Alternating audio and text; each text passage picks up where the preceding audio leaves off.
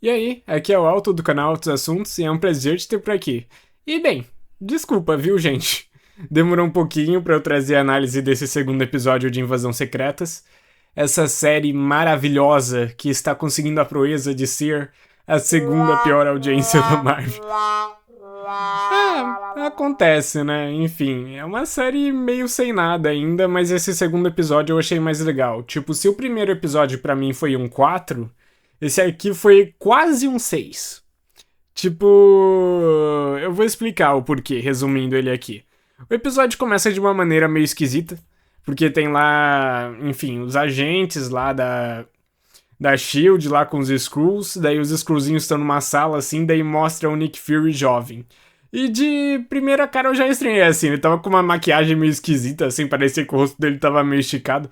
Tenta que a direção tenta esconder assim o rosto dele, tipo, ele tá sempre de frente pra janela pra não dar pra ver direito, ele tá sempre virando bem o rosto pro lado. E daí tem um momento lá que ele fala pros Skrulls que já estão na Terra se unirem a ele. Daí os Skrulls dão um passo pra frente e viram humanos, né? Mudam de skin lá. Isso é um lance que vai resultar num bagulho bem legal que a direção fez mais pra frente. Mas enfim, esse episódio aqui é pra desenvolver o vilão. Vilão esse que, como é que é o nome? É o Gravik, acho que alguma coisa assim. E bom, esse episódio aqui mostra que, de fato, esse vilão aqui não tinha muita coisa pra ser desenvolvida. Ele é um vilão lá que odeia a humanidade e perdeu os pais no passado, e isso justifica ele ser malvado por algum motivo. É basicamente isso. Ele é o tipo de vilão alienígena que você já conhece. Ele é uma repetição, mas é uma repetição bem feitinha até. O ator até que é bom e tal. Tipo, tudo nessa série é meio mediano, tá? Já vou adiantando, eu ainda mantenho a minha opinião que a série tá sendo bem mediana. Mas tá sendo um mediano bom, assim, é um prato gostosinho. E bom, enfim. Daí depois desse momento dele jovem, corta lá pra parte do trem lá, que ele tá conversando com o Skrull bonzinho do primeiro episódio. E daí eles estão falando lá, o Nick Fury fala umas ladainhas lá sobre a mãe dele, que ele tinha uma namorada, enfim. Essas conversas aí da série tentando ser inteligente e coisa e tal. E daí eles começam a falar que o Skrull bonzinho, na verdade, trouxe 1 trilhão, assim, quer dizer, não 1 trilhão de Skrulls pra Terra, mas milhares de Skrulls pra Terra quando o Nick Fury não tava. Daí ele diz quando o Nick Fury desapareceu, só que depois ele corrige pra quando o Nick Fury tava naquela nave lá, que a gente viu no filme do Homem-Aranha e tal. E bom, então, é, isso não faz muito sentido, porque se ele chamou esses milhares de Skrulls pra virem pra Terra depois que o Nick Fury desapareceu, ou seja, depois do estalo, então metade da vida no universo tinha acabado. Tipo, os seres humanos não iriam notar que a população estava crescendo do nada em um momento que era para ela ter diminuído drasticamente? Não faz sentido ele ter chamado nesse momento. E depois, não faz tanto sentido assim ele ter chamado quando o Nick Fury estava naquela nave lá que a gente viu no Homem-Aranha longe de casa. Porque se ele tivesse chamado naquele momento, daí, ainda assim, a população iria estranhar. Tipo, ué, brotou metade do universo de novo, só que tá aparecendo umas pessoas novas, assim, não tô entendendo. Então, enfim, o roteiro não quis saber de justificar isso, é só pra dizer, ó, tem trocentos Skrulls agora, se vira aí, Nick Fury. Daí o Nick Fury fica revoltadinho, ele solta um discurso da ONU dizendo que a Terra não tem tolerância pra uma nova espécie e tal. E é isso, né? Enfim. Daí depois fica uma enrolaçãozinha de lá pra cá, mostrando o Gravik e tal. Daí mostra uns caras políticos, né? Uns políticos assim, uns senadores e tal. Daí mais pra frente mostra que todos esses senadores, esses políticos e apresentadores de TV eram Skrulls também. Só que uma coisa bem legal que eu reparei é que um deles é o ator do Ampulheta do super-herói o filme. Daí, tipo, no episódio inteiro eu só consegui prestar atenção nisso. Que era o mesmo ator da Ampulheta aí, ó, voltando pra Marvel, depois de ter enfrentado uma variante do Homem-Aranha, o Homem-Libélula, né, no caso. E, bom, enfim.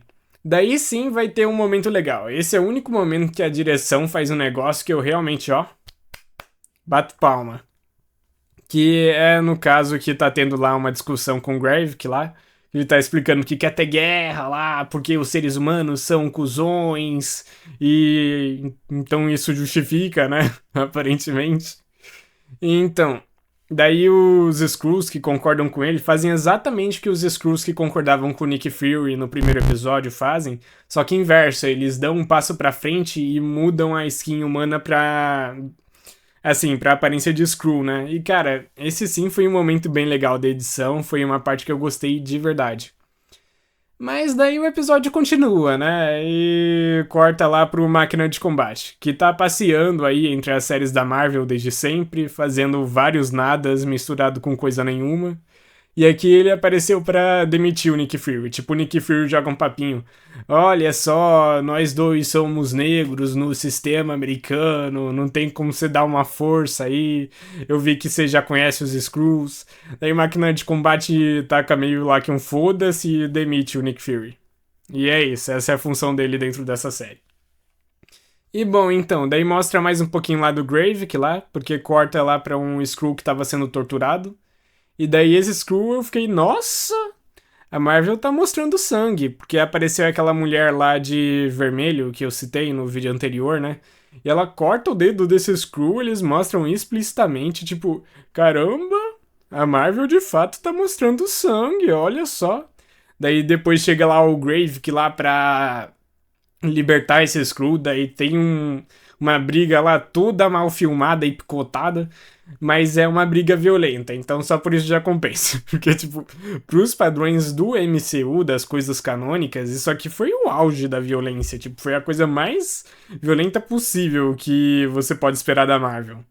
E isso me fez gostar do episódio, tipo, foi uma parte positiva também. Enfim, ele mata o Skrull lá, e o episódio acaba de uma maneira que daí sim, isso me deixou indignado.